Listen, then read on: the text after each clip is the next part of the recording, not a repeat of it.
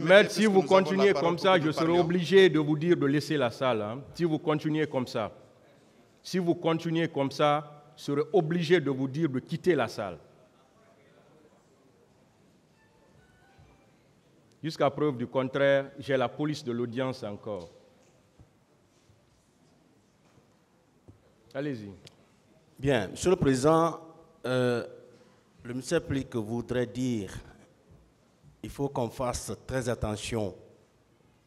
Il faut qu'on soigne nos langages. Depuis le début de ce procès, il y a eu beaucoup de rappels, aussi bien par votre tribunal que par le bâtonnier.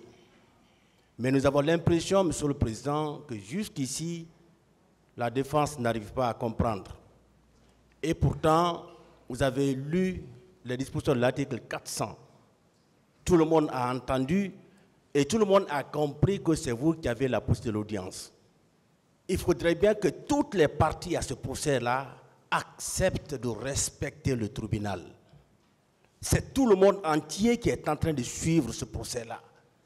Il faudrait bien qu'avec nos façons de faire, Monsieur le Président, que les gens comprennent que ceux-là qui sont dans cette salle, ceux-là qui prennent part à ce procès, ont vraiment de la maturité. Si moi j'entends dire que le tribunal est en train de cautionner le non-respect de la défense, Monsieur le Président, ce langage-là ne doit pas être adressé au tribunal. Il faut qu'on accepte. Nous sommes ici, Monsieur le Président, nous sommes entre professionnels. Il faut que chacun accepte de jouer de façon loyale sa partition. Nous avons tous intérêt à ce que ce tribunal-là soit respecté.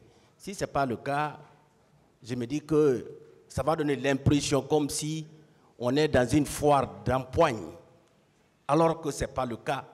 On n'est pas dans un cirque. Ici, on est dans un sanctuaire.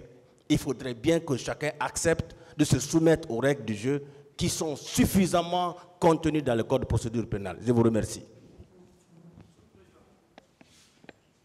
Oui. Je vous remercie. La police de l'audience, article 400. Le président a la police de l'audience et la direction des débats. Il rejette tout ce qui tendrait à compromettre leur dignité ou à les prolonger sans donner lieu d'espérer plus de certitude dans les résultats. Ça, c'est connu, Monsieur le Président. Ce n'est pas notre premier procès, nous qui sommes là.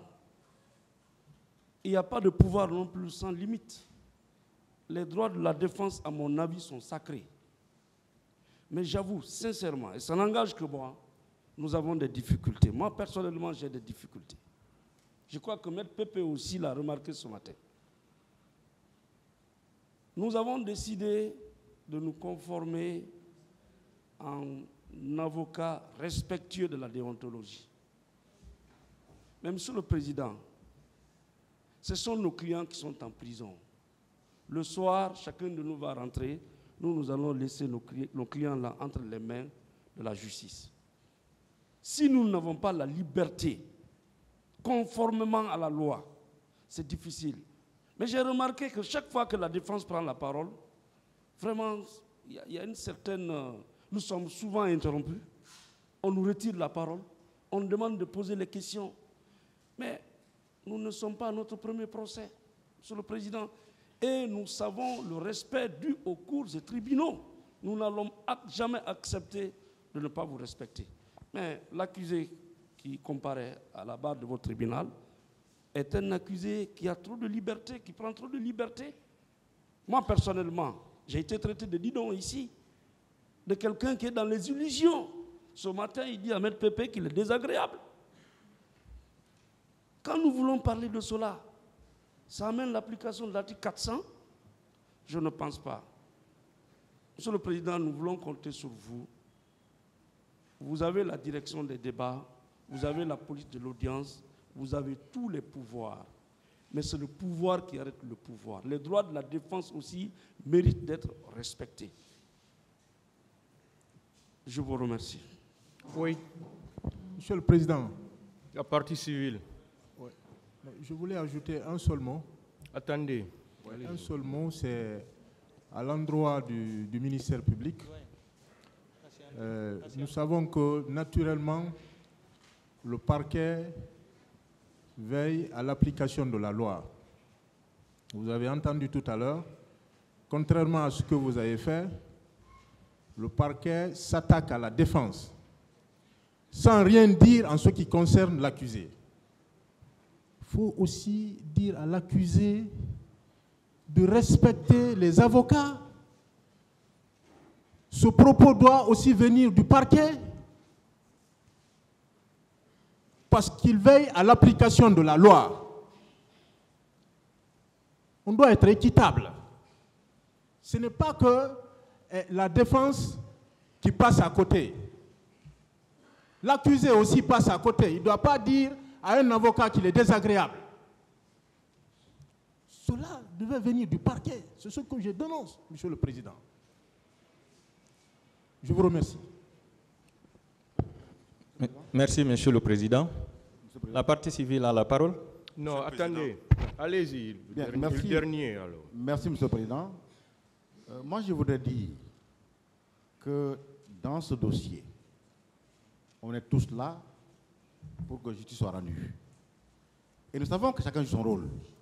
Le parquet, les avocats. Et dans cette Monsieur le Président, je dis que nous avons toujours œuvré à ce que nos clients et nous-mêmes soient traités au même type d'égalité que les autres. On ne cherche pas à ce que ces débats s'arrêtent. Bien au contraire. Notre vœu, notre souhait est de voir ce procès continuer et dans les règles de l'art. La défense a souvent été indexée comme voulant créer du tumulte, comme voulant boycotter ce procès. Non, Monsieur le Président. On vous doit tout le respect. Nous vous respectons, Monsieur le Président. Et je pense que depuis le début, si vous constatez que certains, par moment, ne prennent pas la parole, c'est parce que nous voulons que le débat évolue, avance. Alors, si le parquet pense que la défense passe souvent à côté, non, Monsieur le Président, pas du tout. Et que ce soit les accusés, que ce soit les parties défenderesses ou civiles, ce que nous demandons, c'est la courtoisie réciproque de part et d'autre, Monsieur le Président. On est tous humains avant d'être là. Les accusés y compris. Et nous tenons à les respecter. Et nous voulons, Monsieur le Président, que ça soit réciproque. On ne demande que ça. Je vous remercie, Monsieur le Président.